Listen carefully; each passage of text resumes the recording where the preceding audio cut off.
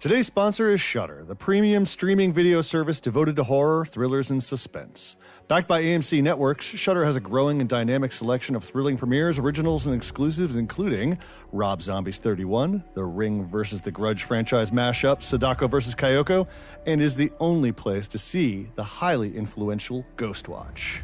Exclusively on Shudder is Among the Living from the directors of the French classic Inside, and never released in the United States until now. Among the Living. When three boys skip school to wander an abandoned film studio, they stumble upon a woman in chains being dragged by a man in a clown mask. Before they can escape, they see something that's been hidden for years, which they were not meant to see. Among the Living is now streaming only on Shudder. Ooh, Shudder is available on the web, iOS, Android, Chromecast, Apple TV, Roku, and starting this month, Xbox One and Amazon Fire TV and Fire TV Stick for $4.99 a month or $49.99 with an annual membership. But Shockwaves listeners can get a free month by entering promo code SHOCK at checkout. That is one free month. Just enter SHOCK at checkout. Go to Shudder.com today and find the best collection of horror available to stream anywhere. And just enter SHOCK at checkout and get your free month.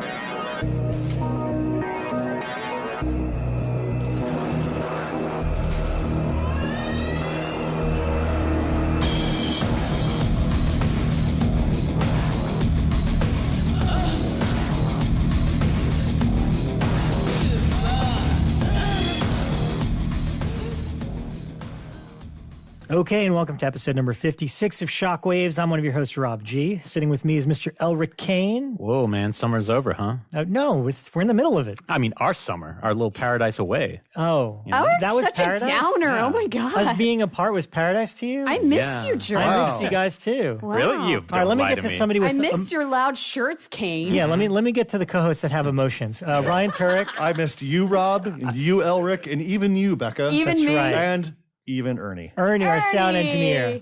Props to Yay. him. He's here as well as Rebekah McKendry. What up? I missed you guys. Yeah. So, yeah. You guys The thing are is, we're liars. only I'm gone- not even telling the truth. We're only gone for 2 weeks. It's like talk radio. 3 weeks? It's been a while. Felt like 2 weeks. Anybody Great. that's marathoning the show in the future, I'm sorry that we're spending this much time talking about the I break know, that we took I because know. it won't Pass. matter if you're It won't marathoning. matter. That's true. You had a couple But- bonus episodes. But we are back. We've got some great stuff lined up. Yeah, we got a busy summer ahead. I'm busy excited summer? about the next month because we are doing a theme month next month. Have we announced the theme yet, guys? No, this is secret. August. August. August will be a special themed month. Themed month, which we are kicking off at Midsummer Scream Con. Yes. Which, When is that? When are we? I need to know because apparently we're guests, July- so I need to know when It to is show the up. 29th and the 30th Of in July. Long Beach, and we will be doing a live show on July 29th in the afternoon. 1 p.m. 1 p.m. Thank you. And it is known that we are doing Sharksploitation. Sharksploitation. That's right. Summertime baby. Which, we which talked is about a tip sharks. of the hat to our month theme. I held the guys down and I beat them liberally until they let me do Sharksploitation. So Wow. And that's why I'm not going. Yeah, unfortunately, No, Elric no, will not it be was the there. group consensus. We all love our shark films. Elric can't make it. We're working on a special guest though to replace him, even though he's irreplaceable. I mean, like, since everybody knows it's Sharksploitation, we might as well just divulge what the theme is for August. We're going to delve into exploitation films week after week with special guest each week. Whoa, Yes. holy shit, this was unplanned. What an actor, let me tell you. August exploitation should be a lot of fun. It Yeah, really- I'm well, excited. and the August guests- Exploitation. Yeah, and the We guests got we some have great lined up are guests. going to be amazing. I mean, one is probably, if it comes through, is going to be one of the most legendary guests we've ever had. And I mean, I'm saying that, like, this is probably going to be the know. best, one of the best guests we've ever had on either show. Yeah. So there's that. I And think you know you're what, right, Rob. That you are. Elric, get that game face on. It's great. So yeah, no, Ryan came up with this idea, and it's one of the things we're going to flirt with in terms of the Mixing format it of the up. show and mixing things up. You do X amount of episodes. It's time to mix it up. And I really love this. Ryan was like, let's take months at a time and curate them the way we would a magazine. So where when we it's do topics, guests, and how we would put it together as if it was a mag. Exactly. And occasionally, you'll come upon a month which is just full of diversity. We don't have one specific theme per month. But like there's so much going on in October. I don't know if we can. But we might have a guest that might inform a specific theme that we'd get really excited about and be able to lend you guys some new titles to look into. So. Yeah, more topics and everything. I think it totally makes sense. Evolution, baby. Evolution, baby. So when we do our nunsploitation night, what's everybody bringing to the table? I'll hold you guys down. Well, that will have to be an episode one of that. I'll work on that one, guys. I'll keep pushing. And so obviously you'll see us at Midnight Summer Scream in July. Midsummer Scream at the end of July. But Ryan, you just announced this very cool event that's going to happen here in Los Angeles, September and October. Tell us the name and tell us what it is and how the hell this came together. Slashback video, guys. Love it. Slashback video. So Great it name. came about because I was sitting down with Gustavo Cooper, a really good friend of mine, and he had just seen in the press that they did that Everything is Terrible Jerry Maguire video store thing. Right. And he was like, you got to do something for horror, man. It's got to be something in that vein. And I was like, yeah. And then it started spiraling. Like I couldn't sleep that night. And I was like spitballing ideas and thinking about things. And I teamed up with Bearded Ladies Mystic Museum on Magnolia Boulevard in Burbank. And what we're doing is the Mystic Museum has some really great gallery space, really large gallery space. So what we're going to do is we're going to recreate a mom and pop video store from the 1980s and give a generation of horror fans a sensory experience that they do not get by fucking flipping through Netflix and iTunes and Amazon and all these other kind of things, and have them walk through an experience in which they can actually physically see VHS tapes and gaze upon. I mean, we've got a lot of people donating VHS tapes, a lot of rare stuff, like stuff that you could probably fetch for quite a good sum, and it's going to be part sensory kind of immersive experience and part art show. So when you walk in, there's going to be like a doorway and it's going to be curtained and it's going to say Slashback video above the, in a big light box sign. And when you walk in, your ticket is going to be a clamshell box. And what you have to do to get admittance is put it in the drop box at the check-in counter. Cool. And then you can go and walk around. We're going to have an, I don't want to give away the entire thing, but we're going to have a lot of cool stuff, a lot of great posters on display. Are they pre-tattered? And sun-bleached to pre-tattered. Yeah. I mean, it depends on what we can find. I mean, we've got a good collection of standees and tabletop promos and posters and VHS tapes. You may borrow my another 48 hours clock if you like, which I took when you should. I should it's hanging in my yes. kitchen. Hell And yes. when the video store in my hometown was closing down and selling off all their stock, as I was like walking out, I had like a car full of videotapes, and I looked up and that clock had been hanging above that clerk since like the movie came out. And I literally said, how much for the another 48 hours clock? And he looks up and he goes, $5. And I was like, done. And it's been hanging in my kitchen. That is since actually then. great. It doesn't tie thematically into the entire store because the entire store is mostly going to be all horror, but I still want to borrow I also that. have a space camp pennant I bought off that same video store. Nice. Oh my God. Will there be a private section out the corner? With the No, beaded curtain. The adult corner, you mean? No adult corner. Guess no we adult won't be going, corner. Rob. But it's going to be, like I said, part immersive, part educational, part art show, because we've invited a bunch of artists to come to the table. And basically, we gave them a clamshell and said, do your thing. Do whatever you want. Wow. So That's a really bunch cool. of artists are going to, I know like one artist, Gary Pullen, gave me a sneak preview of what he's doing. It's fucking cool. I And love it's Gary. one of That's everybody's awesome. favorite remakes. Wow. And basically, they're just going to take a clamshell and just work their magic, whether it's creating something new or recreating something, So yeah, it's just going to be a fun experience. And we're going to kind of be partnered with the Ben Cooper art show that's also occurring at the same time. Ben Cooper being the mask. It's going to be a big mask I'm show. doing the Ben Cooper panel at Midsummer Scream, There you and go. we have come full circle. Well, Ben Cooper's making a big comeback, so they are going to be one part of our show, and then Slashback video will be kind of a fixture to in the next room over. So it's going to be a lot of fun, really and we're just cool. going to we're going to have a checkout counter. We're going to have a big backdrop so people can take photos. I mean, we're just going to try to recreate Will there be a TV playing? Of course. It needs to have Time Bandits playing on loop. You just can't take the video. It's true. You can't take them out. Let's make that clear. I'm putting some of mine in there too. Yes, you are. You can't go home with my scanner sequel. You want to borrow my black room? It's very rare. Yeah, absolutely. My VHS, I was telling Ryan earlier when he was asking if I still had like the VHS tapes, I parsed down my collection and the only things I kept now were the things that you can only get on VHS. Yeah. So like my Necronomicon Book of the Dead, I still have. Yeah. But if I had a DVD copy, I went ahead and let go of the VHS because I've tried to watch VHS recently and it's just a little bit more painful. I will watch VHS because I'm about to talk about a VHS movie I watched this week. Segue. So anyways, it's gonna be a lot of fun. And again, it's like you can't rent, you can't buy, but the Slashback video artwork done by Devin Whitehead, we're gonna make sure that's available to people. But it's just gonna be a fun experience in which you could just walk in, partake in like just looking at these. It's like a museum. That's really what it is. It's a museum experience. And if it goes really well, maybe you just start a little video store there. I have already taken in a URL. Not a terrible idea. A little video store. That's what I've always wanted, especially with all this Blu-ray stuff. But so this kicks off when in September? September 9th is the opening reception. And if you do plan on going to the opening reception, get there early because Mystic Museum's art shows on opening night like wrap around the block. Oh, wow. And I expect that'll probably happen with this as well. But after the opening reception, it'll be open during Mystic Museum hours. And there is an admission fee, because this isn't coming cheap. Will there be a clerk working, like actual old school video clerk? We might do that for the reception. I think we might have something cool for that. Rick, you're hired. Yeah, I did my time. We might have something pretty cool. I think all of us did our time. We all worked in video stores, right? I would do it for a couple hours. It'd be fun just during a regular day.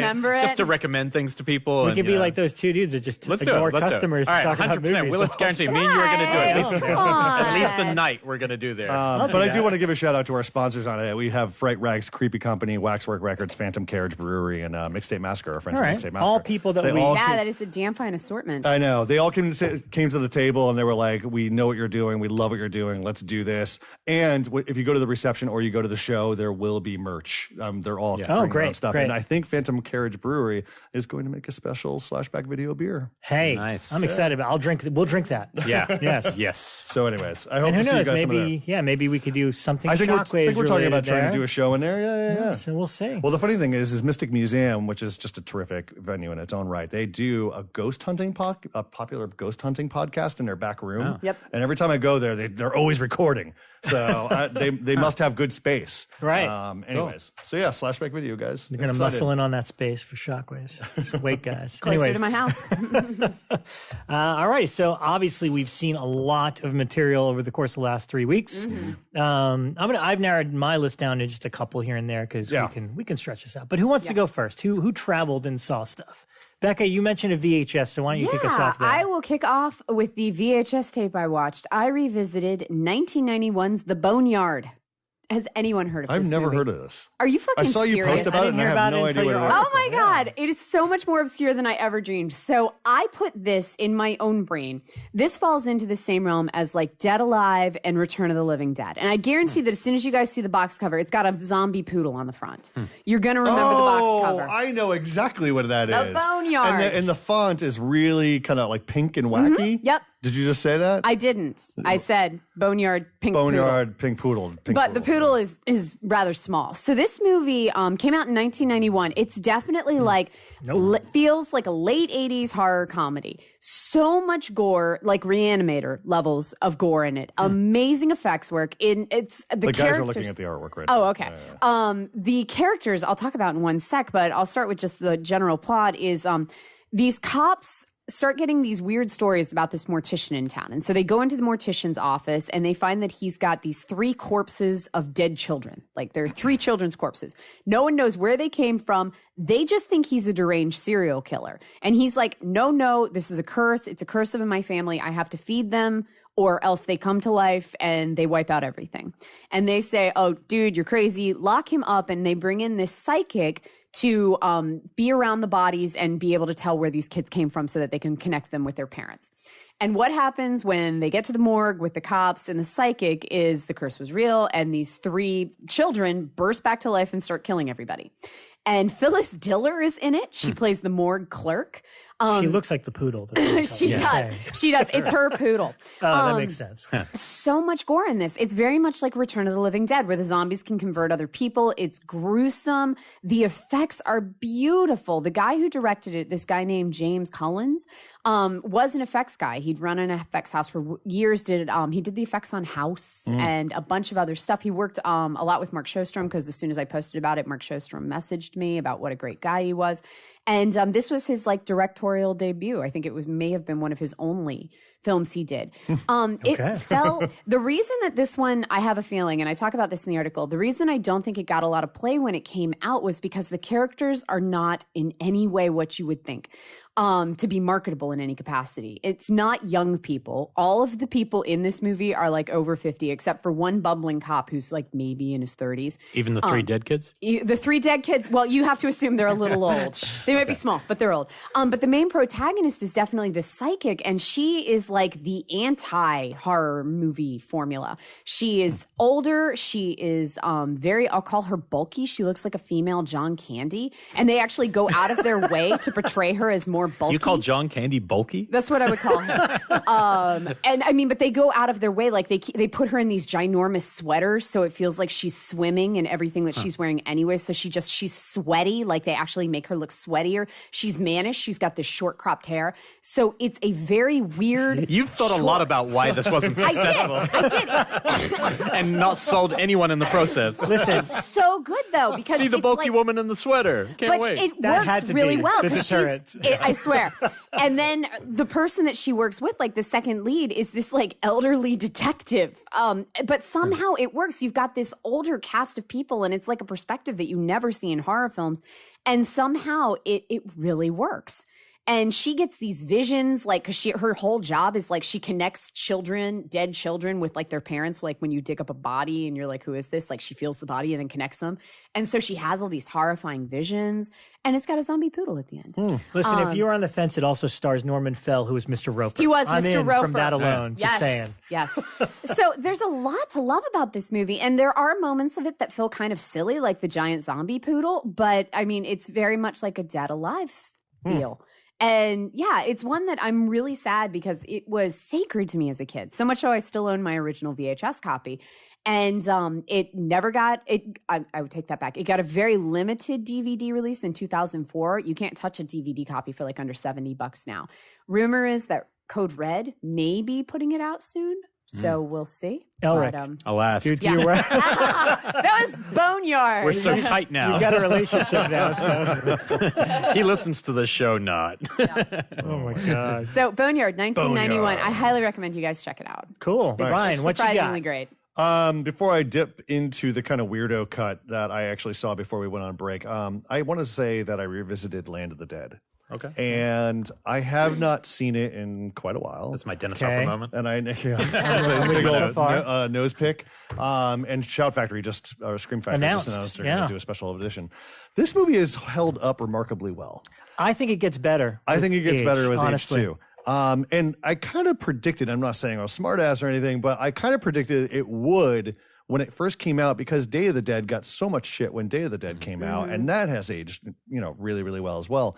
Land of the Dead, I always connected to because, well, goddamn, we were getting a Romero zombie movie after decades with a budget. With a budget, he had money exactly. For it, He still had money, which is I great still cast. remember reading the original Dead Reckoning script and going, "Oh my gosh, this thing's got scope." Now, granted, between script to screen, it got pared back a little bit, but what's on the screen now, works really well. It is incredibly efficient in its storytelling because it's just about our main character goes out on runs. Our main character wants to get the hell out of Dodge. Yep. He can't because he's brought back in a very kind of Snake Plissken-esque way to stop John Leguizamo from annihilating the little, I forgot what they call it. It's like the tower. It's like a tower, something green. Where all the rich people are. Where all the rich people are. And then once he can accomplish this job, he can get the hell out of there. And of course, there he comes up against many challenges. And, granted, Simon Baker. Baker. Simon Baker Simon West is the director. Simon Baker, he's a little flat. So it's everybody around him who really kind of elevates the material. Robert Joy is fantastic. So Asia Argento. Yeah. And John Leguizamo proves to be the MVP of this fucking movie. I agree with you, and I'm usually mixed on him in movies. Like sometimes I love what he does, and sometimes I don't like it at all. I think he's great. He really sells it. There's a great line after he gets bitten, and his buddy walks up to him. He's like, "You want me to take care of it?" And he's like, "No, I always wanted to see how the other side lived." Yeah. And he sold it so fucking well. And I was like, that's still Romero lurking in our culture today, still. And, granted, yes, there's Big Daddy, kind of moping his way across the wasteland to get to this city and being the kind of representative for zombie rights everywhere. It's a little hokey, but then you look at Bub, and it's like on par with Bub, I think. Well, let me tell you something, because I like this movie a lot. I've always liked it. I enjoyed seeing it in theaters when it came out.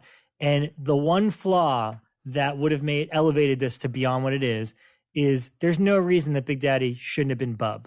If that was Bub in this movie, who is now smart enough to lead a revolution with the that would be awesome. That would have been we'd be talking about it as like, I can't believe did you Bub? They brought Bub back. Yeah, if they brought Bub back, they brought back Machete, the Tom Savini's Machete character.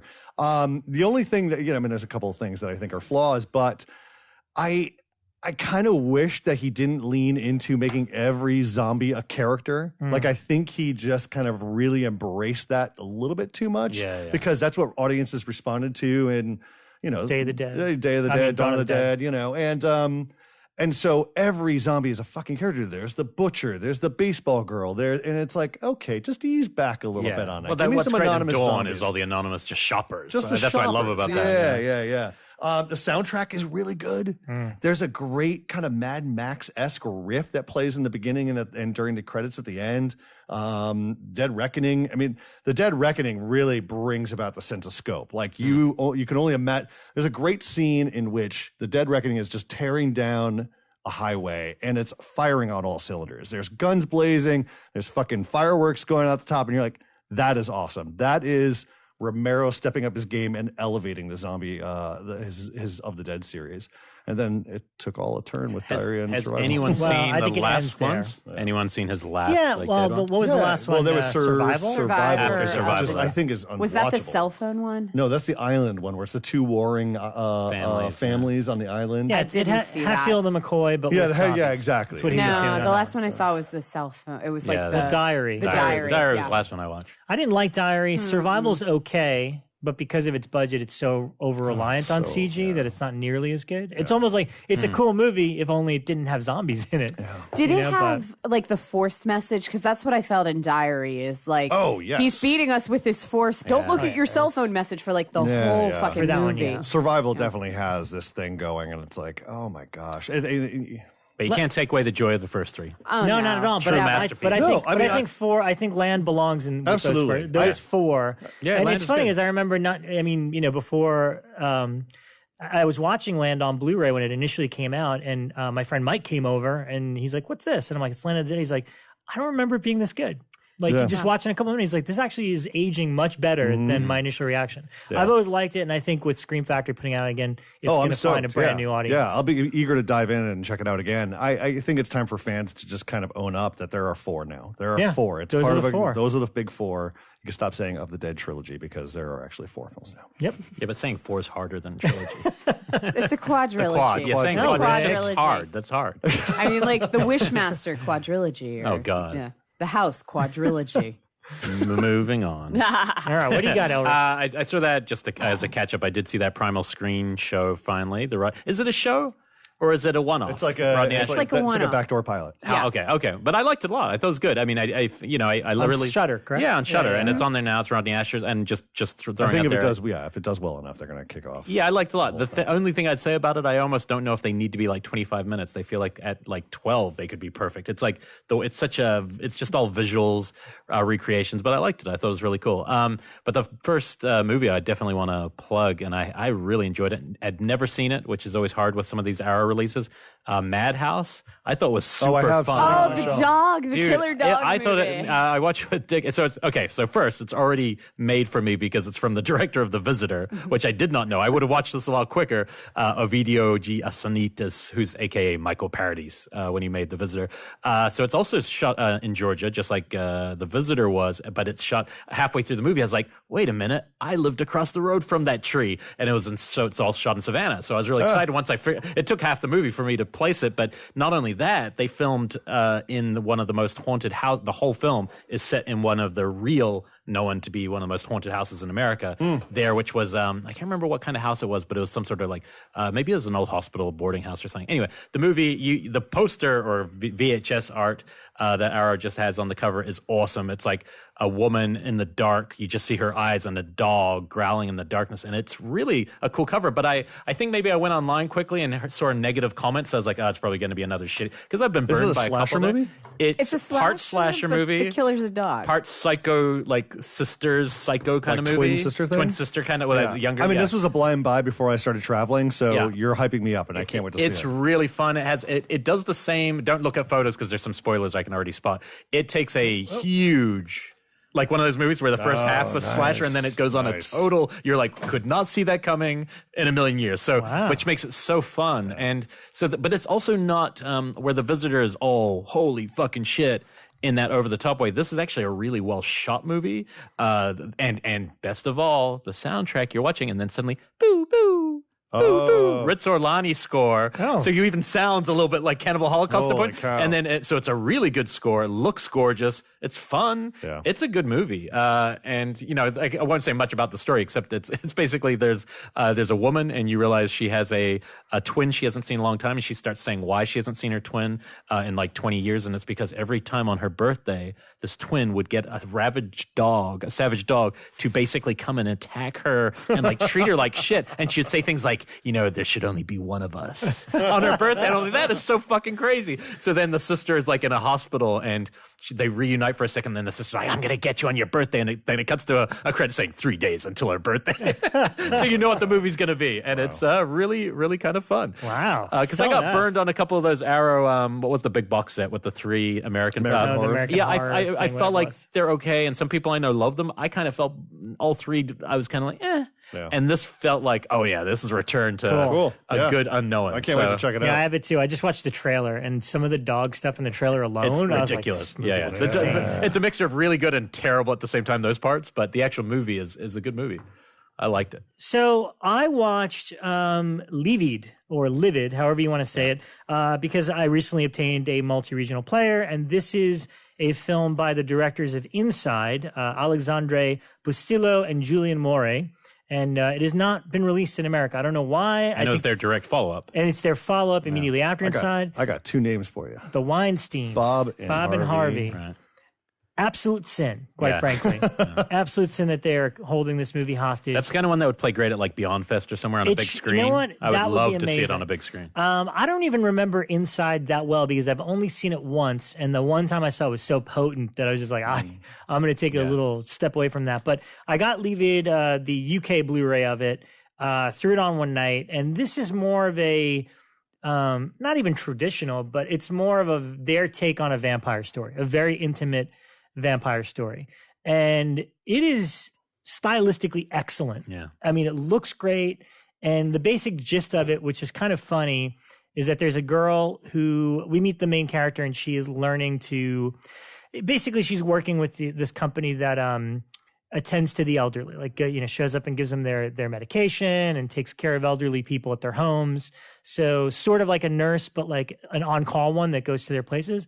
And initially she goes into a house that has a very old lady that's like confined to bed, hasn't moved in years or whatever, but is very wealthy and has like this extraordinary house with all this amazing stuff in it.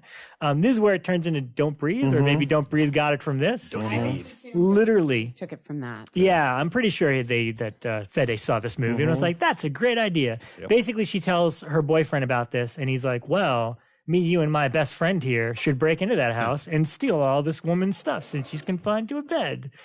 So that's what they do. And again, as I mentioned, the vampire element you can fill in the blanks of what happens when they break into this house. But I thought it was really cool. The ending is a little ambiguous. Obviously, I'm not going to tell you about it, but stylistically, it's cool. And I'm amazed that this didn't come out here. And it felt kind of special seeing it. And you're right. If somebody doesn't release it, I hope some film festival decides, hey, let's show this movie. And I'm actually excited now that you mentioned their third one is on Shudder. Yeah, because I haven't seen it yet. Among the Living. So I'm down to check that one out next. Well, and then they're all leading up to Leatherface. Well, you know, and that's the sad thing. Is the luck. Leatherface got picked up, didn't it? It's coming out in October. DirecTV is releasing it this fall. Yes, and then a VOD for October. Yeah. Okay. Did we discuss why Livid hadn't come out here yet? Yes. Sorry, yes, I jumped back. Okay, Bekah had to sneak out for a second. I had to sneak out, so I wanted to Usually make sure. the answer to why is the movie not out is the Weinsteins. Mm-hmm. Yeah. So there you have it. I like the movie. It's style over substance for me. Totally. I saw it at Fantastic Fest 4 years ago. It's been more than that because I saw it at Scream Fest. I think it was 5. It played Scream Fest my first year in Los Angeles. Yeah. Oh, there you go. Yeah, that was my first year in LA. And there have been attempts to remake it. From my understanding, Bob and Harvey lost the remake rights, and people seems are like a shopping weird around. one to remake, But in the wake of Don't Breathe, what's the point? Yeah. I agree. It felt like more of an art movie. Yeah, in a good way. Yeah. But like to remake that seems weird. Yeah. Okay, well, speaking of art movie, that kind of feels a little bit like a remake, but not a lot. I saw The Untamed, which, Ryan, I think you talked about it briefly on the show. Like, just enough to Brief say. is all I wanted. Well, I'm not going to get too far into it. I will say well, it'd be nice to get a female's perspective on this film. Yeah, I will say it feels like the movie was made for Elric, but I really enjoyed it. So the whole concept of it is that there is this thing in this farmhouse, and we don't really know what's going on, and it keeps you in the dark for most of the movie, though you kind of get hints. So what we're seeing is we're in kind of a city environment in Mexico, and there's a husband and wife, and then kind of their extended network around them, family and some friends and her brother. And the kind of overwhelming theme is everybody's really sexually frustrated. They're not happy with their current state. Everybody's having affairs with other people. And even those are really frustrating. Like you literally spend the first part of the movie just watching people have unfulfilling sex. Right. So it's like life. Yeah. So it feels pretty lifey. And so that happens. And then this girl kind of enters the scene. And throughout this entire first part of the movie, you keep getting these flashes to this like rural farmhouse and these discussions, and you don't know what's going on, but you kind of get that people might be having sex in this farmhouse, in this rural farmhouse. And then she appears in the city, and then you kind of uncover what's in the farmhouse. And it's just... It's too much, Bekah. That's too much. I'll stop right there. I'll stop right there. Stop right there. Didn't Ryan say something about tentacle sex when you were talking? Yes, I did. Okay. There's a lot of it. That's all you need to know. Yeah, all Ryan you needs really a buzzer need to know. when he wants to step in and stop one of us from going too far. All you really need to know is that there's a lot of tentacle sex. It feels kind of possession-like at moments, but other moments it's probably got doesn't. one of the best scenes in film. Oh shit! This year. Dave and I, when we were watching it, moment. we spent the whole movie going, "Do you think they're going to go there?" Oh God, there. Wow, it keeps going, and so it's definitely. But the whole thing is shot in this really artistic manner, and I do have to say, even though that there is tentacle sex, 90% of the movie is about emotions and relationships and being unfulfilled. Yeah. It's very heartbreaking. Will it pair well with We Are? What is that one? We Are the Flesh.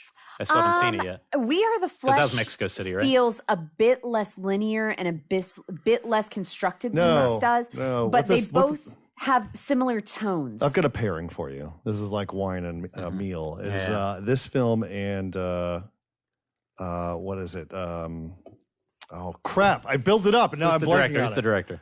Never mind. Move on. I would have paired it with yours, and I can't remember the name either. The Scarlett Johansson movie where she plays the alien. Under the Skin. I would pair it with Under the Skin. Thank you. Was that the one you were thinking of? All right. Yeah, it's got. Which is one of my favorite films of that year. Yeah, the plots in those are very different. Even kind of the whole mechanism of sex and what's happening is different in them, both of them. But somehow they both kind of left me with the same feeling of like, it's bleak, but at least there's pleasure, or is there? Why'd you see it? Is it about to come out? It is. It is doing. It's doing a full theatrical. Nice. Not full. It's doing a small theatrical. Starting this Friday, Friday the 28th. It opens at the Laemmle here. Yeah, check it out. Yeah, it's an interesting, kind of film about loneliness, which is also what Under the Skin is. Yeah, it's definitely, it feels We like... Are the Flesh is, you know. I haven't seen in terms of that one I have to wackiness. see, yeah. You know what, Elric, just do yourself a favor. Settle in, kick the family to the curb. Both of them. Show it to the family. I will say a big difference between the two. We Are the Flesh, it opens kind of like, I don't know what the fuck is going on, and then it literally like just outdoes the shocks. Every 5 minutes it'll do something else where you're like, oh, and it just keeps getting worse. So This, there's very little, and then there's one crazy shock, and then there's not as much. So sounds like my kind of movie. It functions. I like movies with nothing going on and then something happens. Like I said, I think this one was made for Elric. So all right. Yeah. I just wish something happened at the end of It Comes at Night. I missed your guys' feedback on that one. But did you guys see that A24 released the Blu-ray cover art and like made called attention to everybody? It was like the two main leads are on the box art. They named three of the top leads, and they left out Carmen Ejogo. Oh, weird. Why? She's like one of the main characters. Yeah. And they left her off. And then you see, she called attention to it on Twitter, and she's like, "Guys, we need to talk about this. What's going on?" That's pretty weird. That's fucking wild. weird as shit. It would have to be a mistake because they're pretty delicate about that kind of stuff. So weird. All right, I want to call attention to a 1991 film called Dreamstalker. Oh, I thought you were going to say Boneyard. I haven't watched it yet. I've got it. I've got Dreamstalker. I You got remember the Dreamstalker? cover. VHS one, right? The VHS That's one? the All right. bleeding skull type title. Yeah. I watched about 15 minutes. No, wait. And this isn't a bad thing. I watched 15 minutes, and so much happened in the course of the first 5 minutes. Like this thing took off like a rocket train.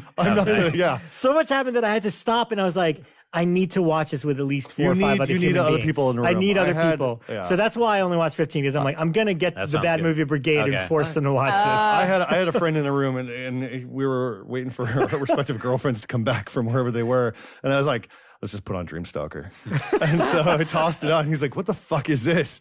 And it's directed by Christopher Mills, and I believe that's his only film. It's a Freddy Krueger ripoff, but it is basically about a motocross racer who gets into an accident, and then he starts to haunt his girlfriend in her dreams, and then he starts to pick off her friends. But is he still dressed like a motocross Oh, racer? Absolutely. Half his face is melted off. Does he show up on a bike? Oh, yeah. Okay. Bekah. I'm kind of Rider. This movie delivers on all of the things that it promises. Like, you want weirdo dream logic, you got it. You want really bad effects, you got it. You want so him much to be on a bike, you got it. motocross action. You want someone mourning over the loss of a motocross racer after a big race, you got it. Got unprotected sex. I'm sorry, wait.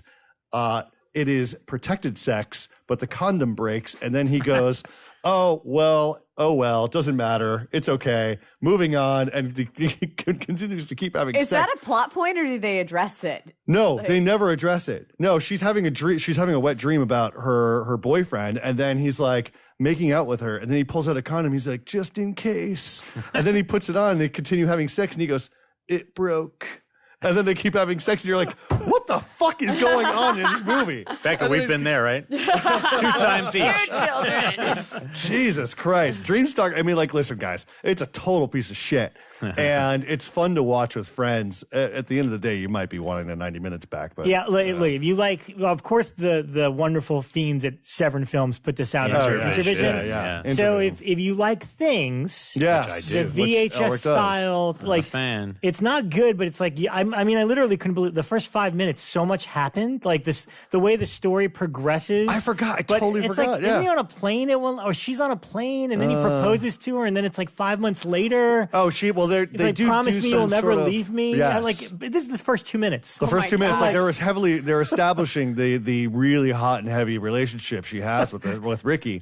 But I completely forgot there's also a turn which she goes out to this house in the woods, and then all of these, there's like a youth group that's like cleaning up the woods, or there's like a camp or something. I couldn't really. I thought it was about motocross racing. No, well, that's the first half. But then she's trying to get over this guy, Ricky. And then she gets into a fight with a bunch of the kids. And it's like it's a full on high school fight where they're going fight. And she's like, tumbling and ruffling, she's like literally in a fist fight with somebody, and then amongst the youth group they start passing to each other like a fucking, they're gonna shank her.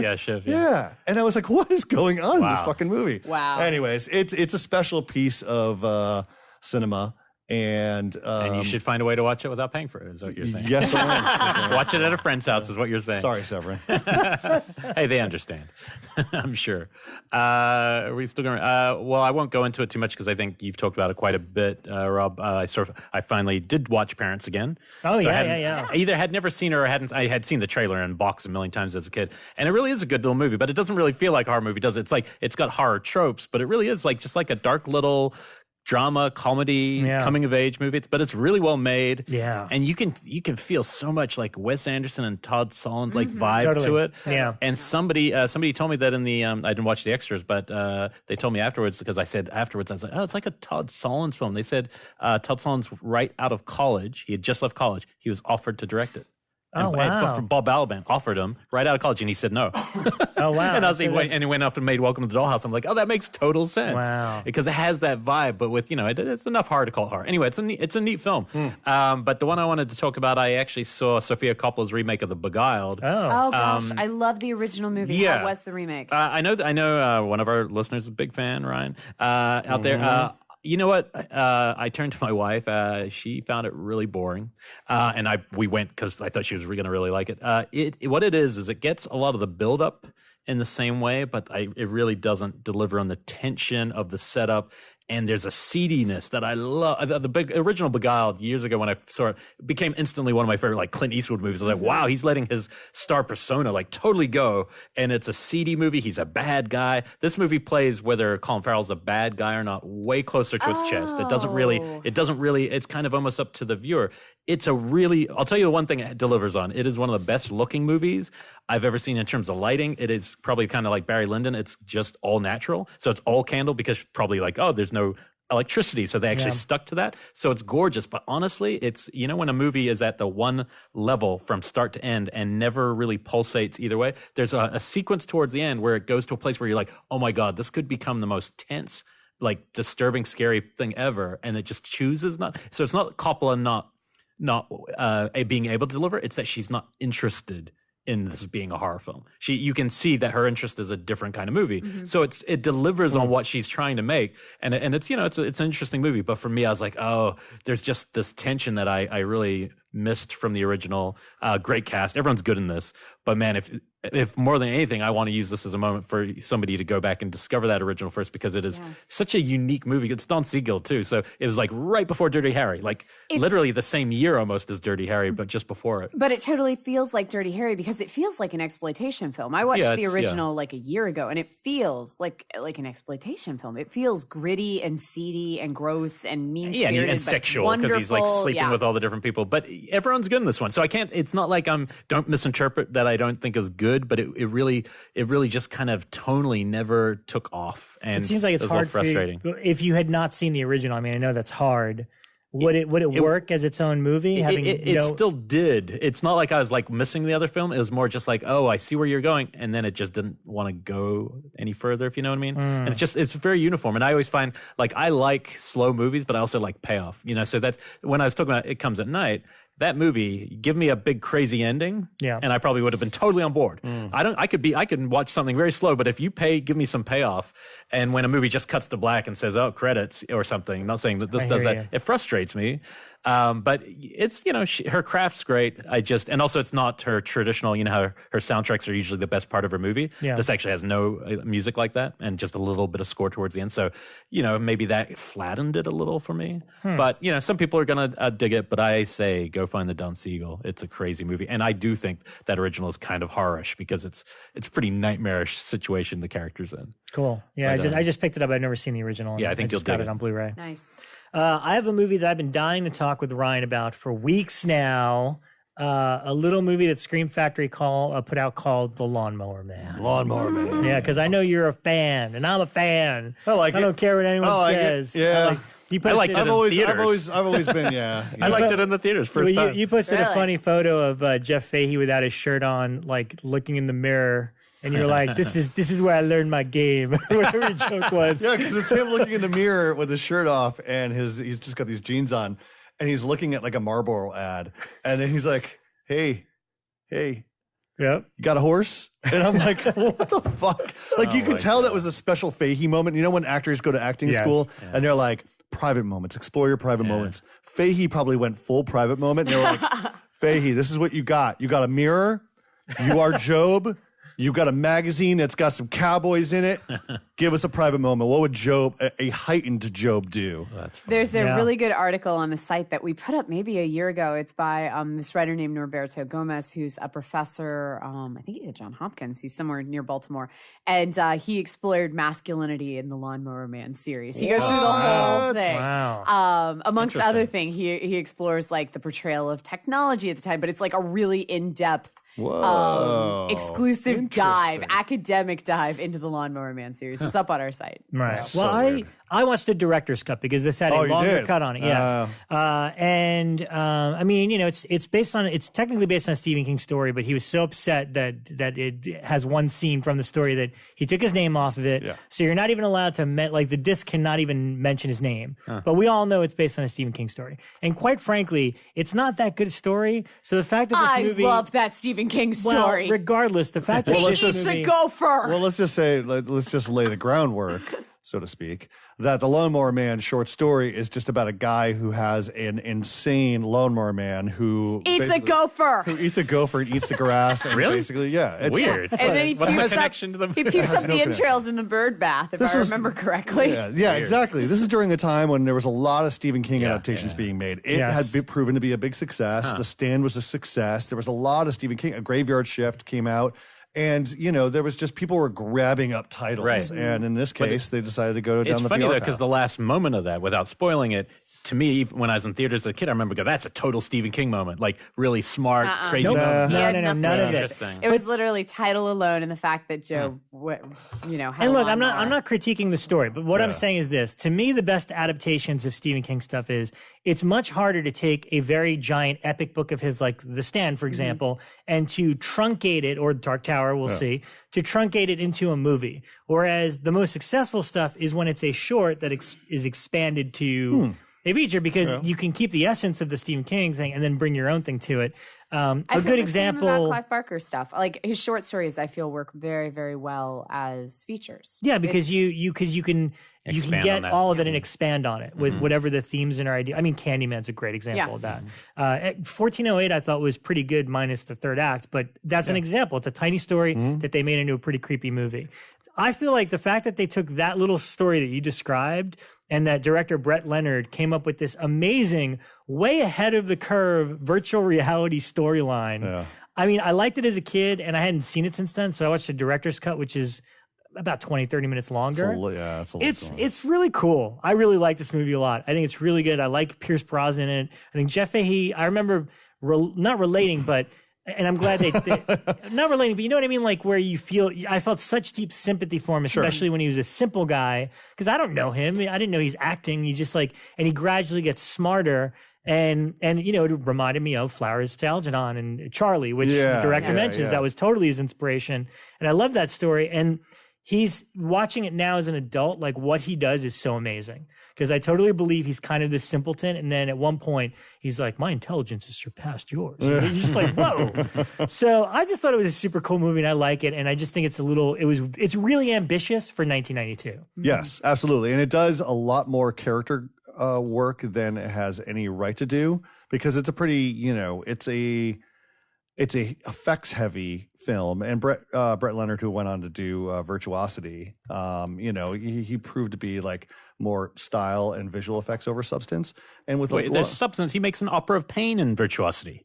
Get the hell out of here. Lawnmower Man, you know, you set up Pierce Brosnan's, you know, angst. You know, the guy can't even hold down a relationship. They make time for that moment when his wife comes down the stairs and she's like, let's just go to the city. And then he like almost starts to have sex with her. And he's like, my work. I can't right now. You need to watch the director's cut. Their whole relationship it's way I know. more strained than that. Yeah, and it's like, really, this movie really doesn't need it. But let's not forget Jenny Wright, from Near Dark. Yeah, Jenny Wright from Near Dark, playing the kind of the harlot. She's like the town widow. The town widow who comes onto Job. I just remember as a kid going, whoa, because she has like that seduction scene where she has the power, she takes Job on. That is the only scene I remember, by the way. I have not seen this in decades. I felt like dirty when I was a kid watching that scene. I remember that scene. So if you had to choose this or Ghost in the Machine? I don't know. Lawnmower Man. Jesus Christ. Lawnmower Man over Ghost in the Machine anytime. Director's cut. I don't know about that. Really? You would take the director's cut over the theatrical? I loved it. I thought it was because those character moments that you talk about, there's a lot more of them. And there it's is like you don't need them, but I like all those scenes because I think Brosnan is so good. Yeah. Like this is, before he became the big star that he was. And he also got the kid from Prehysteria in it too. Mm. Isn't it the little kid from Prehysteria? I thought it was the kid from I was going to say he's in something else, but Prehysteria just comes to mind for some reason. Anyways, moving on. So I'll drop a couple really quick ones. I finally saw Wishmaster, which I finally saw it because I had never really rushed to see Wishmaster because I'd always thought I'd seen Wishmaster. And then we started talking about it in relation to the new film Wish Upon that's coming up. And I was like, let's watch a little Wishmaster. And as we're watching it, I'm like, I've never seen this before. You're like, I love this. I do. It was, some moments felt like, hey guys, we've got $70 million to make a movie. Let's just throw in a plane crash. It's really superfluous. We don't really need it, but let's make that guy a tree. We don't have to explain it, but let's just have a human tree running through the scene. So a lot of it felt kind of like that, but man, it was fun. Kind of batshit crazy. I still haven't done the rewatch yet. It's not since theaters. Neither have I, and I just tweeted this weekend, and people were very excited because I have the Wishmaster collection. I haven't made my way through it, but I have seen them, and I just got the Vestron Warlock collection. I canceled my order on that. I had it on Amazon. I was like, I can't do it. First one's good. I love the first one. Yeah, the first one's amazing. Second one's kind of cheesy, but it's got some good effects. I'm not sure if I've seen three. But here's the thing. Everyone who's always talked about like, they got to do like Leprechaun versus Wishmaster. But when I saw them next to each other, I was like, oh my God, I want a Wishmaster versus Warlock so bad. Oh, that's much better. It's like they've got these two collections. Come on, Lionsgate Vestron. This is your original feature. The next one has to be. So that was my quick Wishmaster. I also saw Life, which Ryan has already seen. And I think Elric saw too. I didn't mind it. I will say it wasn't groundbreaking. Like, speaking of tentacle monsters, it didn't do anything that I was like, oh, I've never seen this before.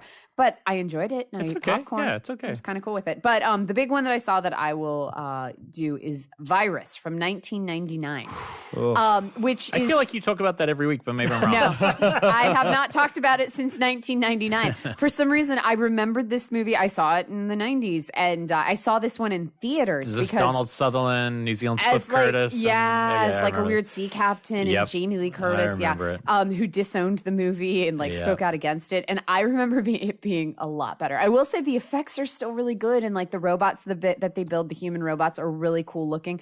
I remember the movie being a lot better than it was. This is why we love you. Somebody had to go there. And I'm not going to go into one, but I just wanted to recommend for all those people watching Twin Peaks and enjoying Twin Peaks, I did watch the Lynch Art Life documentary. Oh, yeah. And what I will say is, because I've literally... On Amazon Prime right now. Amazon Prime, I've literally watched every of them. There's been about 3 or maybe even 4 over his career major documentaries on him, not just like extras. Pretty as a Picture was the first one, kind of him at his prime, really good. This one's my favorite because what it is, it's so simple. It's really just him basically painting and just doing art. It's really not about his films at all, unlike his other documentaries. And it's his voiceover and telling directly to camera on a little microphone like this, really personal stories about his childhood. And some of them are amazing. Like him talking about his dad and just little experiences that totally made him who he is. And the Blue Velvet memory of seeing a naked, battered woman walking down the street when he's like 6 with his brother. And like, they're terrified because they don't understand what's happening. Yeah. I loved it because of that. It's very simple. It's not the most interesting visually, but man, I thought it was really neat. And it's perfect time to watch it because as you're watching Twin Peaks, you really see see that this is like an artist, untethered, like, and some episodes are good and some are don't really work and some are fucking batshit amazing and you like most incredible thing you could ever see, but you don't understand. A lot of it's explained when you're watching him talk and the way he thinks and paints, I think. So I thought it's good timing to check it out. Nice. I just want to talk about the double feature I quickly did on the plane on the way back. I saw The Final Girls, which I've talked about on the show before, and Nerve with Emma Roberts. Good soundtrack. I haven't seen the film. Really? Soundtrack's you haven't really seen the cool. film yet? I haven't seen the film. The film is excellent. Oh, I think it's really, really well done. What's it called? Nerve? Nerve. And it's basically Emma Roberts is just kind of a goody two-shoes, girl who lives by the rules, and then she gets swept up in this internet game in which you download an app and you say that you're going to participate in a slew of games that other people tell you to do, like other dares or other acts of danger. And she winds up teaming up with one of the Franco brothers and Dave Franco, thank you. They go off into the big city and they perform all these crazy acts. And it escalates as you go along. So you kind of play into the wish fulfillment of, oh, I'm going to do this, or oh, I'm going to kiss a total stranger. I want to do, and it just keeps getting more and more dangerous as this like kind of cult of gamers start to make themselves more and more present.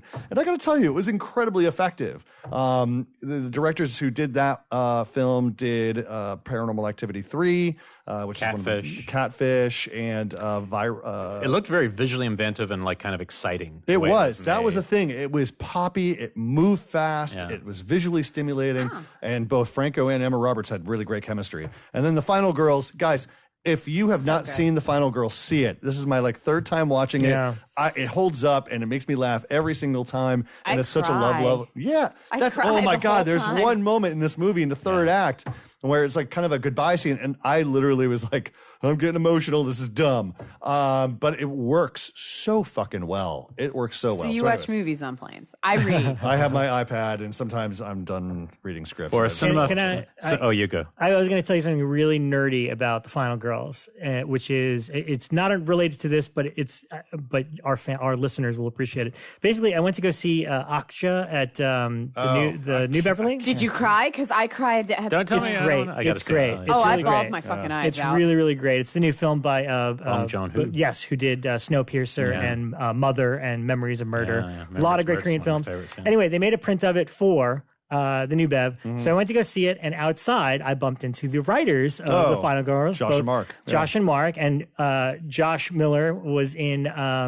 He's in a lot of movies as a kid, Near Dark in particular. But his dad was Teen Witch. Yeah, Teen Witch. And he was on the show. And he was on the show. But his dad is, Father Karras from The Exorcist. And then I go into the theater, and they're sitting behind us, and a few rows over is Oz Perkins, who says hello to me. And I was with my Josh Miller. I was like, two Josh Millers, and I'm like, dude, we're about to watch a movie at the New Bev, like from Netflix, with the sons of the guys from Psycho and Exorcist. Like, I don't know, this is nerdy amazing for me. That is pretty crazy. Cool. I will just let the record show that Ryan has said that Nerve is very good and said the game is okay. So in terms of the gamers, let the cinema police descend on your souls. Wow. Throwing you under the bus. Wow. All right. I haven't forgotten that game disc. Lay me to waste. Wow. Love the game, guys.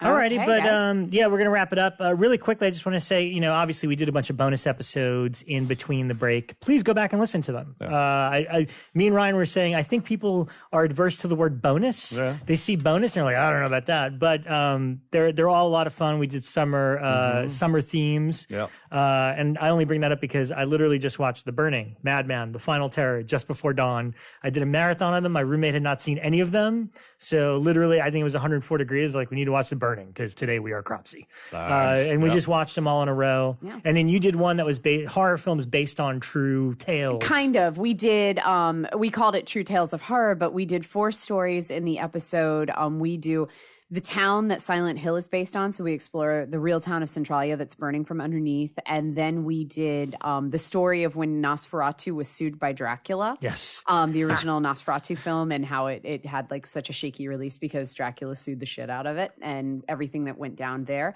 And then we did the story of how the chainsaw was invented, which is absolutely horrifying and gut-churning. And then I don't remember what we did for our fourth one. Well, listen awesome. in. Strange but True Tales from Horror Movies. Now available on iTunes. And don't forget to leave a review for us. Find us on social media. Add us on Facebook, Twitter, and Instagram. Let's bring out our guest. Let's do it. Today's sponsor is Shudder, the premium streaming video service devoted to horror, thrillers, and suspense. Backed by AMC Networks, Shudder has a growing and dynamic selection of thrilling premieres, originals, and exclusives, including Rob Zombie's 31, The Ring vs. The Grudge franchise mashup, Sadako vs. Kayoko, and is the only place to see the highly influential Ghostwatch. Exclusively on Shudder is Among the Living from the directors of the French classic Inside, and never released in the United States until now. Among the Living. When three boys skip school to wander an abandoned film studio, they stumble upon a woman in chains being dragged by a man in a clown mask. Before they can escape, they see something that's been hidden for years, which they were not meant to see. Among the Living is now streaming only on Shudder. Ooh, Shudder is available on the web, iOS, Android, Chromecast, Apple TV, Roku, and starting this month, Xbox One and Amazon Fire TV and Fire TV Stick for $4.99 a month or $49.99 with an annual membership. But Shockwave's listeners can get a free month by entering promo code SHOCK at checkout. That is one free month. Just enter SHOCK at checkout. Go to Shudder.com today and find the best collection of horror available to stream anywhere. And just enter SHOCK at checkout and get your free month.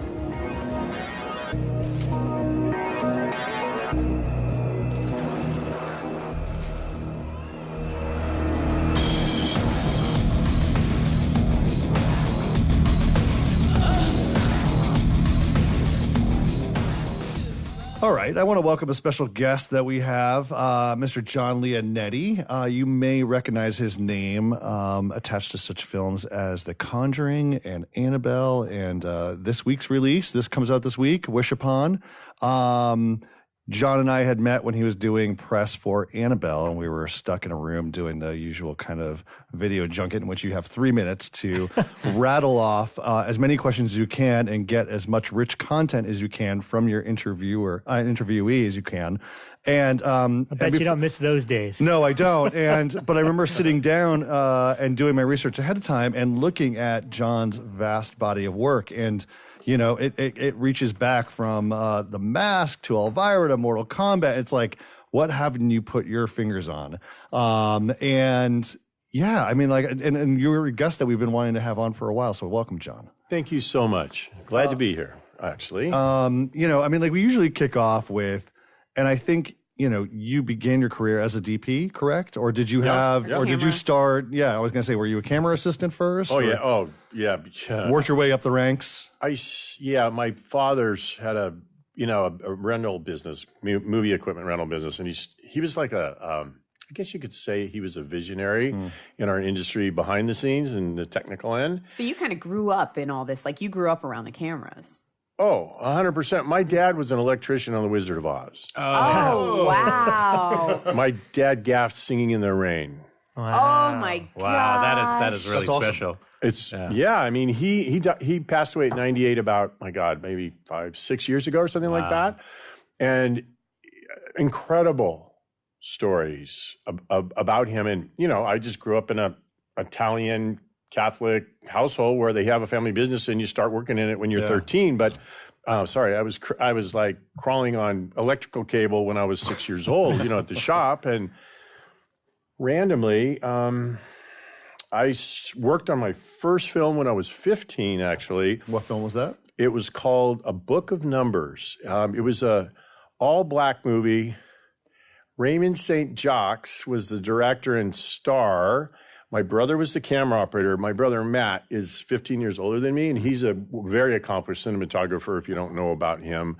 And I was just on vacation in Dallas, Texas, in the summer when it was so freaking hot, and for 2 weeks. And I knew how to load magazines, camera magazines, because I'd worked in the camera department. I worked in the grip department, electrical department. You know, I dabbled in all of it because that's what you do. And was there any pushback from you, like from you growing up as like a rebellious maybe youth going, I'm not going to follow in my dad's footsteps. Forget this, family Dad. business. I'm going to be a dentist. Forget movies, man. You know, it was the thing I was really rebelling against, that I couldn't go to the beach every day in the summer anymore. That's what pissed me off, because I was going to, Pier 11, Lifeguard Station 11 at right in Muscle Beach in Santa Monica. That's where I grew up, and then that 13-year year came, and it was like, you're going to work, kid. And it was after school. It was on Saturdays. I mean, I just haven't stopped working kind of since, in a way. But,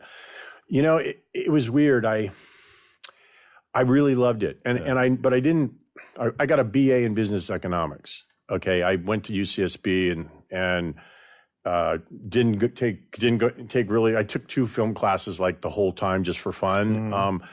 And I just, actually, the last 2 years of college, I put myself through college. I paid for my tuition, my room and board, and still had enough fun drugs left over to share with my friends from all the money I made. But it was really cool. And it was part of the work ethic, but I slowly and surely realized that it was my calling, actually. It's kind of weird. When I was a kid, I loved to paint and draw. And it started out with like monsters and dragster cars or something, and then eventually it turned into like portraits and other things, and then real cars came along and girls, and that art stuff went out the window. But I kind of had this sort of innate love for art and light and framing, and randomly then I became an assistant at 18 years old. I got in the union, which is really young to get in the union. I was going to say, you were in the camera union by 18. By 18, that's which is crazy. In those days, that's like really young. Maybe the youngest ever in those days, just saying. Yeah. But, and it was all just, it just went that way. I don't know anything else than this, really. Yeah. And so that's incredible. That's incredible. When you were first assistant camera, I mean, I kind of want to throw a little bit of focus on the horror stuff that you worked on, because it goes back quite a ways. Poltergeist. Oh my God! I mean, you were first assistant camera. I was, and just to kind of shed some light on our listeners. When you're shedding light on. No. When you're where are you going? Answering with questions. Talking about just in terms of what a first assistant camera does. Sure. Just explain a little bit. Okay. Well, actually, because you are definitely the eyes and ears, because you're glued right there into the middle of the action. Yeah. I've got a few stories for you. I bet. And also who directed it. But yeah, continue. Well, I can tell you that too. Some lovers go slow, Elric. Some just jump right in. Elric's just going to jump into that pool right now. Well, I'll tell you. Not only was I the focus puller, Matt, my brother, was the cinematographer, okay? Wow. And we had our family Ultracam camera. We developed and competed with Panavision and MovieCam and Aeroflex with the movie camera that we built ourselves. And and with our own anamorphic lenses that we put together with Henryk Kosciuszki of Technovision in Rome in those days. That's a whole other chapter in the book of my life. But anyway, I was a focus puller, and I actually made depth of field charts, my own depth of field charts for every one of those lenses. And what you do is, when you're a focus puller, you're responsible for keep the camera working, but you're really responsible for keeping everybody in focus in a creative, in a very technical way. And it's like a sport. It's like eye-hand coordination. And but you are always, you're right, by the camera. And the really cool thing about Poltergeist was, I'll never forget the very first day I walked on the shooting set, and there were 4x8 foam core boards with 8.5 by 11 storyboards on them. And I had never seen that like that before. And, it was a very, very intense, very fun, very technical movie to work on. There was a lot going on. And candidly, Steven Spielberg directed that movie. Yeah.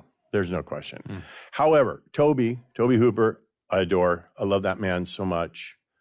But if I'd have known you were going to ask me that question, I would have brought a picture I have, which is one picture of the whole movie in one shot. And it's wow. It's the scene where the tree comes in and grabs the boy out of the bedroom. Yeah. And we have 2 cameras lined up. The tree's coming in like from pictures like this, right to left. And boys in the bed, right, here, and the cameras are behind, and in the foreground on an apple box is Toby, and he's like this. Oh. And then mouth wide again. For those of you at home, he was excited and kind of shocked. Yeah, and standing like right to the left and behind him is Spielberg pointing. And then there's my brother behind him, like this, is the cinematographer. Yeah. No, your brother was the cinematographer. He was a cinematographer and I was a focus puller. And, I was a second assistant as well. And that's, previous to that, that's what, that's where you mark the feet and you hit the clapperboard and you make sure the film, in those days, the film magazines were loaded. We don't do that anymore. Right. Whole different deal. But I went through every step and that experience was really cool. It was a very serious focus pulling job. It got very competitive. And I could tell you, we could spend almost a half hour on the stories from that movie, probably alone. But what was in terms of scenes to tackle? What was the most exciting or the? We had that crazy light effect, which is always the mirrors. And that was my brother ever, and Pat Blindmeyer, who was my brother's gaffer for like 30 years. Who, God rest his soul, he's passed on. Not my brother, but Pat, who's one of the craziest persons you've ever met in your life. Amazing dude. They came up with this idea to take a bed, a box spring from a bed and take all the stuff off and just leave the springs. And they put vibrator motors on them and they broke up mirrors and put them on there and they shot xenons into them from behind. It was in the closet. They filled the room up with smoke and we did it that way. Wow. Yeah. Now, I remember that movie had a lot of, I'll call it a roving camera, just kind of moving through the space of the house constant. Like, was it a difficult Mostly dolly. Film? Okay. In those days, it was mostly dolly. Yeah, it was dolly. Dennis Matsuda was operator and I was on focus. But one amazing thing, we did the very first, for me, not the first, dolly zoom in history, but I don't know if you remember how the whole hallway stretched. Mm-hmm. And it was the very first time ever using what's called a micro force zoom control, which is still being used today. It was a fighter jet button that you used to control fighter jets. And they put that trigger thingy on there. And then they put these servo motors and all this BS, magnetic motors, whatever, brushless motors. And, it was crazy. It was so cool running down that hallway, making that son of a bitch stretch as Joe Beth was trying to get away, Really fun stuff. So it was mostly a fun set, or was it also just an intense set? Just both. Okay. Spielberg, Steven, after work, was the nicest guy on the planet. We'd even go to his house in Beverly Hills and watch dailies at his house, which is pretty cool. On the set, he was very intense. And he was also, I shouldn't say this, but I'm going to say it anyway. He was kind of in love with Jo Beth Williams, and he was always flirting with her. Pretty Who funny. Wouldn't? Yeah, well, I can't. She's amazing. It's not a bad thing. No, it's not a bad thing. And that's nothing against him, but that was pretty cute. But it got pretty intense. And, I mean, actually, he loved to want to operate the camera. Okay? Oh, really? Yeah. And for some reason, he would give the camera crew, myself and the camera operator, Dennis, and the dolly grip, Mark Averill. God rest his soul. He's passed on. But a lot of shit. He called us the Three Stooges. So we ended up calling him Shep, the Fourth Stooge. Nice. Because there was a scene, I don't remember, she's taking a bath in the bathtub, okay? And there's mirrors all around, right? And so I just remember, this is before video assist. So to pull focus, I had to get down really low with my hand and just peeking up, just because we hid the camera, so you couldn't see it. And so I couldn't see what the camera was seeing. Normally when I'm standing up, I have a very good idea, I could see what's in the mirrors. We went to dailies and the camera was in 6 mirrors and Spielberg was operating. So now we could call him Shep. Just saying. And I admire the man so much. Don't get me wrong. Of course. But these are stories that are I mean, oh my God, I can go on and on and on. Well, how was Hooper's temperament through all of this? So nice. Yeah. He was just glad to be there. I mean, what happened was it was really more of a setup because Steven developed the movie. Sure. And it was his to direct, except there was anticipation of a director's strike. So if he was the producer but really he directed it in case there was going to be a strike, and Toby was cool with that. So it wasn't really anything against Toby. Right. Every once in a while he would actually leave the set and let Toby do a few things just because, but really Steven directed it. Wow. And I think deep down everyone knew that.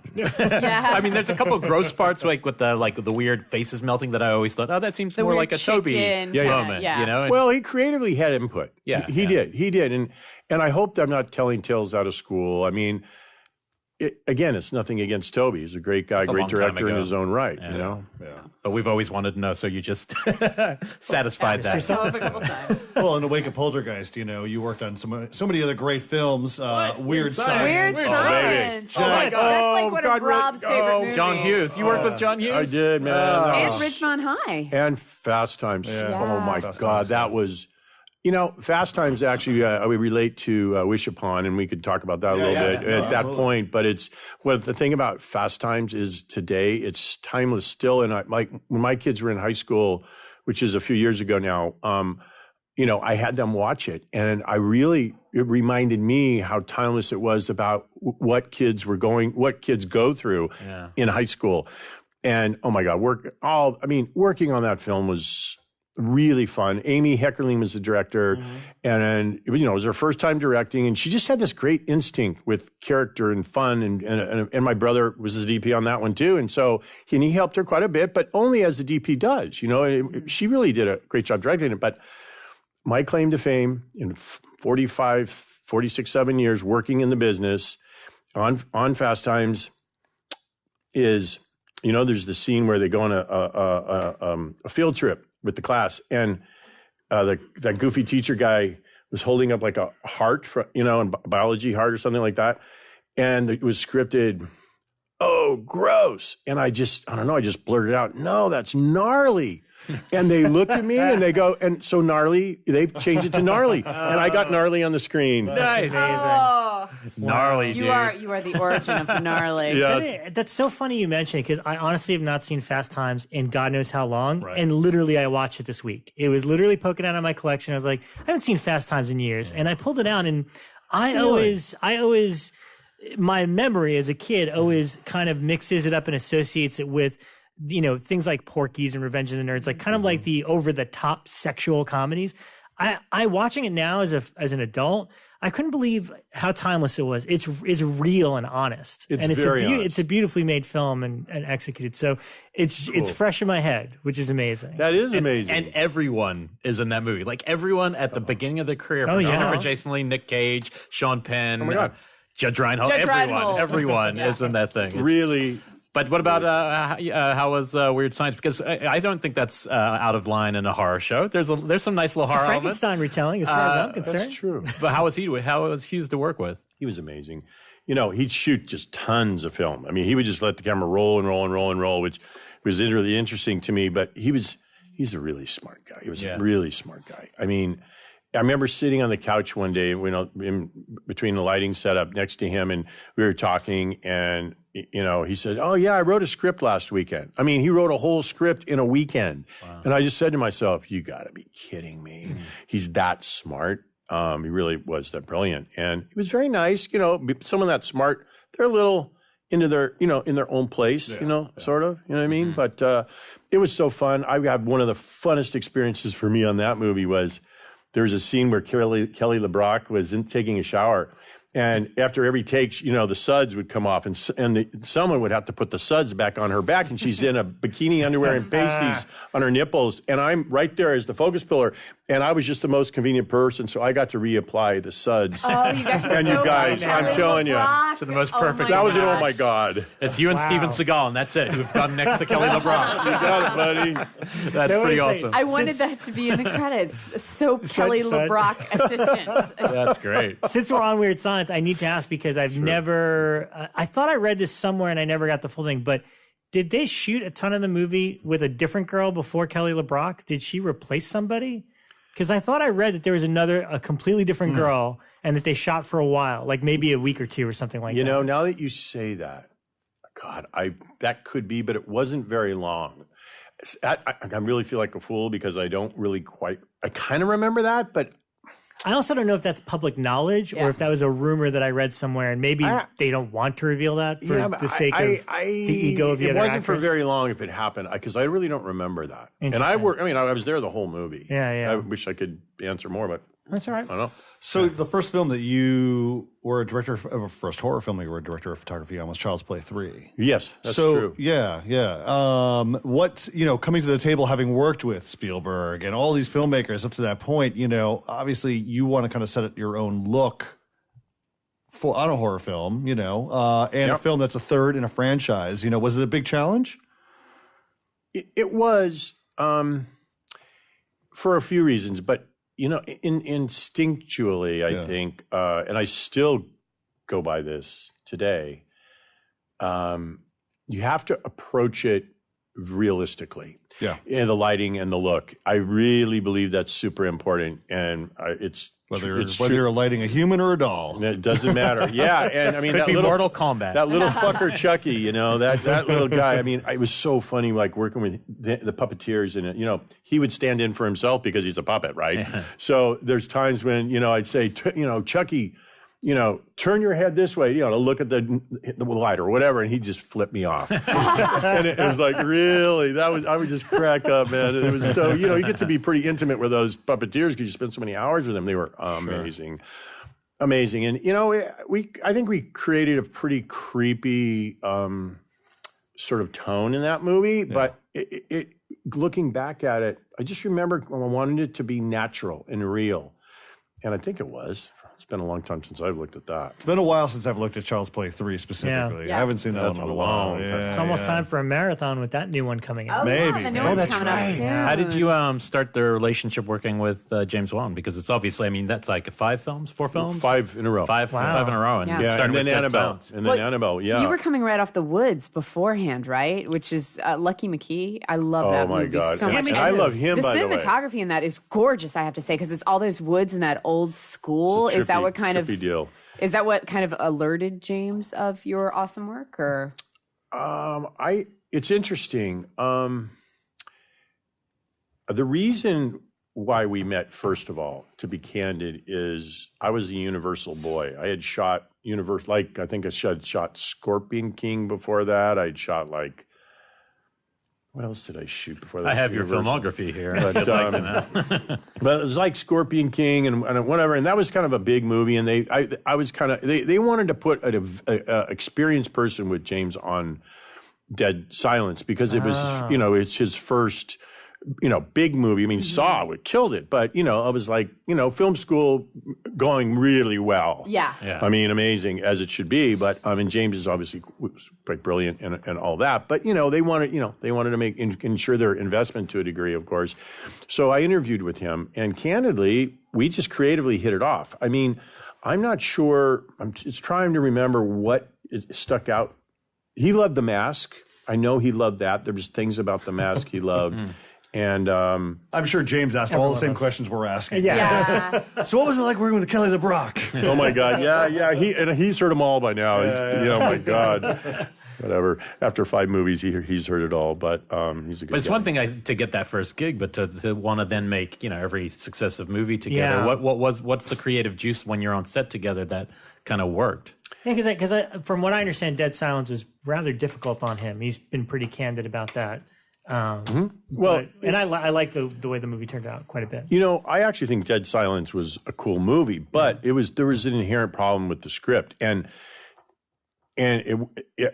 honestly, the original script was better than when they brought someone to come in and rewrite it, and the person who came in to rewrite it is an awesome script writer, but just didn't get it right. But when you pay someone $350,000 for 2 weeks, and the studio says this must be good, so they just did it. I'm not saying any more than that. And I honestly think that's what hurt the movie ultimately. Because anyway, but James and I, we formed a visual sort of language together over that movie and Death Sentence. Yeah. Very different movies. Death Sentence, I think, is a really good movie. Yeah, I think that's one of his most underrated ones. It's super intense, and there's and with the thing about James, he's very visual, but he also I think he wanted to learn a little bit about how to tell the story with a camera a little bit, and maybe I helped him a little bit with that, even though he has awesome instincts. So, he's, like I say, he's a little genius in his own right. But we formed, what happened was we experimented together on those films, and it's more random, I think, how we collaborated, but it was really, really fun because we both have a lot of energy and passion about what we do. And then Insidious came along, and which is kind of what helped start Blumhouse, baby. Here you go. Yeah. I mean, aside from paranormal, Insidious 1 helped put this place right on the map, to be very candid, and in a cool way. And we made it for $1 million, and the rest is history. Okay. But it's what we learned because we were kind of forced to on how to tell a story with one camera and to be able to go in any room at any time and shoot in continuity. Mm-hmm. How do you do that in a movie? Okay. And there's it's kind of like necessity is the mother of invention and can be really awesome. And I think that's what happened with us in terms of, being able to bring the audience along with you and literally with you in a story. Okay. Not just metaphorically. And so we lit both of the houses in the movie basically practically. And we created kind of a technique on how to simulate the rest of the light, very natural as well. And I could get into the technical part of that, but the bottom line is it was an experiment and it worked. And we carried that then on to The Conjuring, which was a $19 million version of Insidious in a way. And that's a whole other experience, which is super cool. But The Conjuring, it doesn't feel, it feels more sepia toned. It is. Okay. Yeah. When I say it is, it's more desaturated. Whereas there's not as much desaturation in Insidious. It was more done just with, it was slightly desaturated. It was The Conjuring where we really start, because it was a period thing. And that was our way to still light it very naturally, light it with practicals, and then, and be able to bring the audience through. I mean, that opening scene of introducing that house in The Conjuring, that shot, it's really 3 shots that we put together. It seems like one. It's epic because the farmhouse we actually built on stage, the whole interior of that.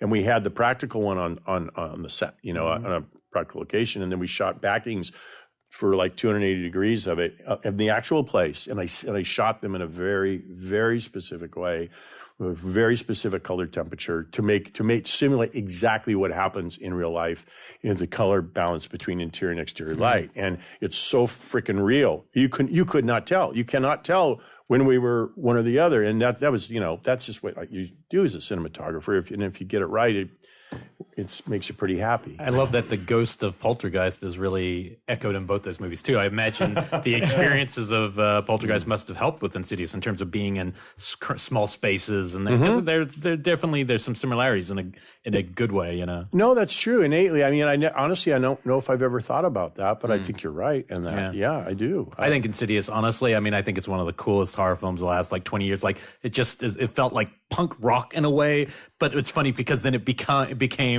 your parents, because it became the film. Yeah. And that's rare that it comes from a place that's so outsider, but really becomes the mainstream. How did you approach shooting the further? Because I know fog in general tends to be kind of the bane of cinematography, because sometimes it'll suck up the light when other times it'll refract it. So and this is literally all you have. You literally just have fog. So how did you even approach that? Well, we had fog and we had one lantern. Nice. And that was it. And that was it. And the audience's imagination. And that's right. And again, necessity is the mother of invention. And it's like, James, we were trying to figure it out. What can we do to make this cool? And then all of a sudden, with the art department, we tried a few different lanterns and found this freaking lantern that we even try, so oftentimes you'll take and make a movie lantern where you take a peanut bulb or a baby or a mini, like a Baby Junior bulb or a 750 bulb or whateve, and you have electricians wire it themselves, and you can control it on a dimmer. We did everything we could to try and make an even brighter one. I mean, we could not improve on the $20, thing from Big Five. Wow. And I still have the original in my house as a keepsake of one of the very originals, because it also, that when you go in the further now, you can stretch reality. You are stretching reality. So you can stretch the dynamic range of the chip, and I guess you could call it now, because by then we're shooting digital. That was on a red camera, that one. But it's really interesting because when you get closer to that light, you let it go. Don't be afraid, don't balance it, You're just having that understanding, and then it's really simple. It's like, shoot, that's awesome too, It's weird. You just come, we again, necessity is the mother of invention, and we just, we jived on that, man. We really jived. Did he suggest to you the idea of getting in the directing chair yourself, or was that something you always wanted to try? Well, he knew that I had directed Mortal Kombat Annihilation previous, and he loved Mortal Kombat, and he got a kick out of that movie. I like the first movie better than the second movie personally. I think it's a better movie, and I was involved in both of them. And not that I did such a bad job directing it, but there's reasons why, in my opinion, why it's not as good of a movie, and I'll be the first one to admit it. First of all, we should have had Christopher Lambert. Nothing against James Remar. He's awesome dude. Lambert's the man. Well, he's the man, and how can you not have the man? It's Raiden, come back. But that's a whole other discussion, But I don't know, James. Wait, ask the question again. Sorry. Well, I was just wondering. I didn't know if it was his suggestion that you try getting the directing. Yeah. If you wanted to. Well, what happened was he knew that I'd done some television directing also before that, and he knew that I had that in me. And they brought it up. I did not ask to do that. They suggested it, and I went, hell yeah. Especially once I read that script, I went, oh, this is cool shit. About Annabelle. Yeah, Annabelle. Yeah, right. But is that once you go down that? I mean, I know some people never circle back to be cinematographers once they start directing. Is that something? And now you're on your third film, but second in a row. No, that's true. How do you feel about it now? Oh, that's what I'm supposed to do for the rest of my life. Now I'm a director. I am. I mean, would I shoot? I went back and shot the reshoots and additional photography for Conjuring 2 because the original cinematographer wasn't available, and James just asked me if I would do it. So all the nun stuff is what I shot in that movie. Wow. But is that all? you mean the thing that made the film? Scenes of the movie. Whatever. Everyone loves those parts. So Annabelle comes and goes, and you're probably looking at a bunch of scripts. Wolves at the Door came out.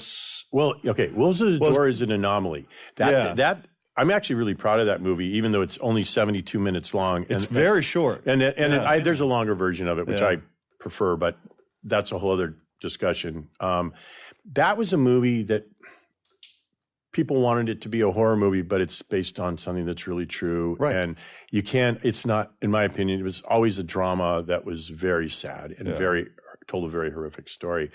And let's face it, when all the people you get invested in die, and one of them is a mother that's got 2 weeks from having a baby, it's a very interesting thing to deal with. Now, the experience of shooting it was awesome.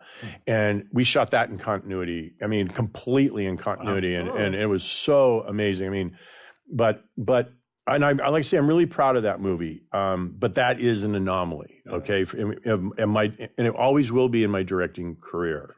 Right.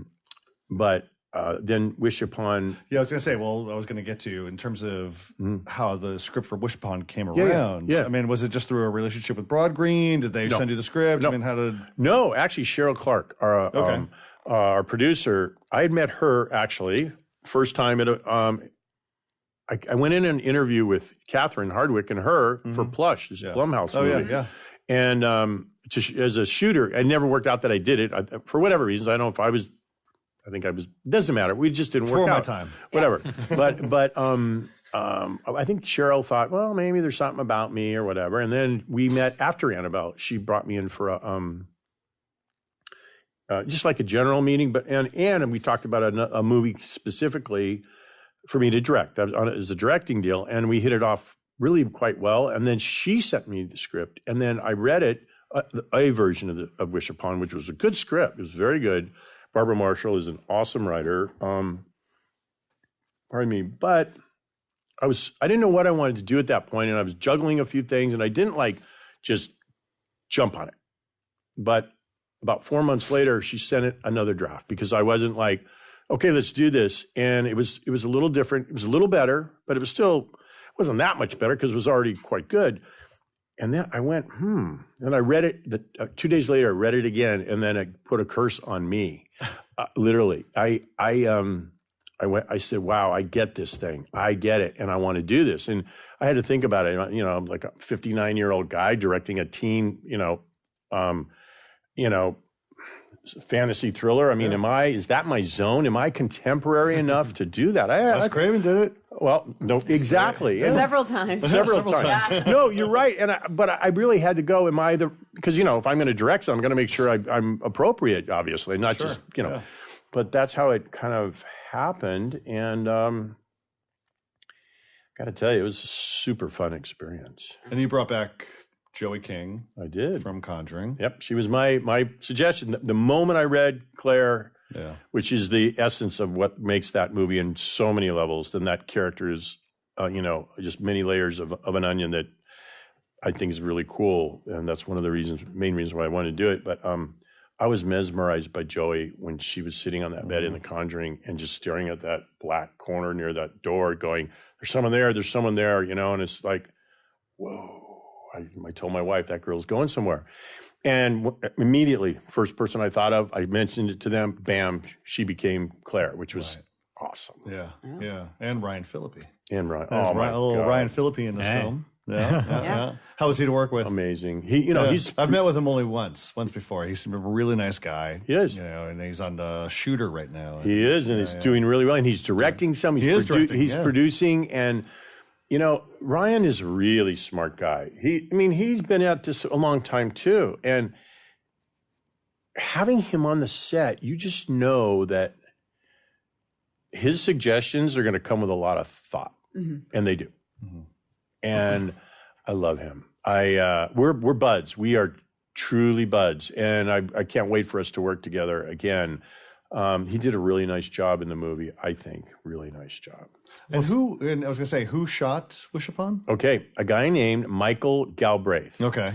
Now, this goes back to interesting. I've shot and directed 13 movies in Canada in my career, I would say. Right. The very first one was a movie I loved doing, which Adam Rifkin directed, which is Detroit Rock City. Oh, yeah. Such a fun movie. Yeah. And he was the gaffer. And randomly, and even in those days, he was like the best gaffer or one of them, if not the top two in Toronto. And he still is. He does the hugest movies there as a gaffer, but he also shoots. And I actually, my God, this is 10 years ago at least. He said, John, I want to dabble in cinematography as well. And would you give me a recommendation on a TV thing? And I said, hell yeah, man. So I wrote a letter for him, and he got the job. And we stayed in touch. And he gaffed Dead Silence, and he gaffed not Honey. Oh, he gaffed The Perfect Man for Universal. And he also gaffed for my brother before as well. And he's a filmmaker. He's really smart, and he gets lighting like no tomorrow. He's one of the best gaffers I've ever worked with. And even my brother said that, and believe me, my brother is super critical. Even though my brother and I, come from different lighting styles, Michael is good for either. Yeah, what I'm saying? So I said a lot for Michael. And then I just got to say, he's doing my next film as well. Nice. Yeah, and it's going to be in Toronto. I'm literally leaving in a couple of weeks to go there and with the same crew almost. What film is that?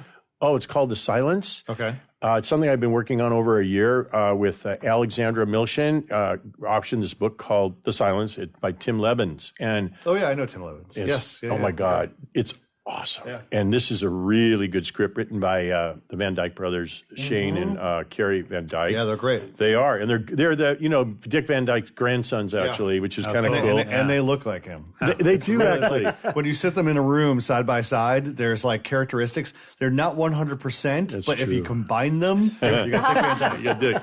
That's so funny. That's so true. Yeah.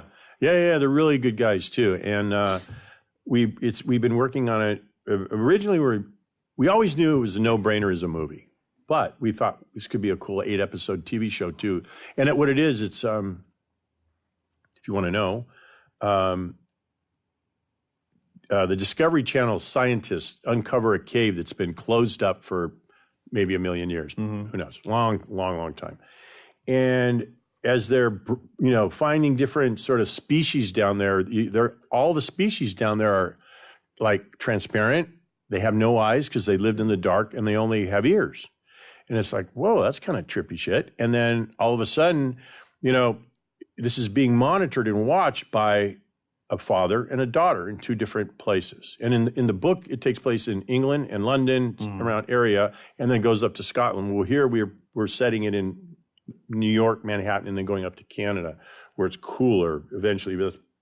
But all of a sudden, they're pulling one of these scientists up out of this cave, and it's just nothing but a red pulp. And you go, what the hell is this? And out come these things that are just fluttering, flying, and they're bats that are the size of small cats that, they're about this big. And they have no eyes, and anything that makes a sound, they attack. And they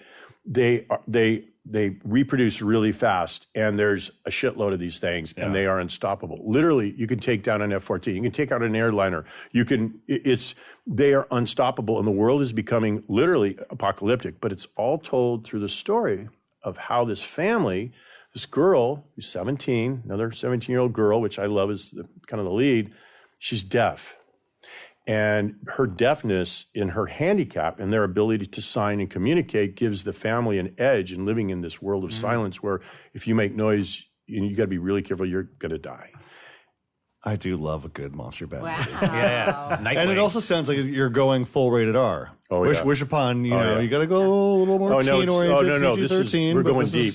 We're going deep on this one. It's frightening. It's an excellent script. Now, I'm going to back up to Wish Upon for a bit. I'm sure that it was difficult to approach because the villain in the movie is not an actual person, but an inanimate object. Good point. That literally it just kind of sits there, plays music occasionally. Right. How did you approach creating it to look sinister, be sinister, and kind of act sinister? Because it does feel very sinister when it's on screen. Well, it's got to. The theory always was that it's got to be enticing, yet very creepy, and it's got to be interesting and mysterious, and all the things that when you think ancient Chinese music box, it fills that void perfectly. Right. Then it's about the sound and the how what the little tune is and how, God bless you. Thank you.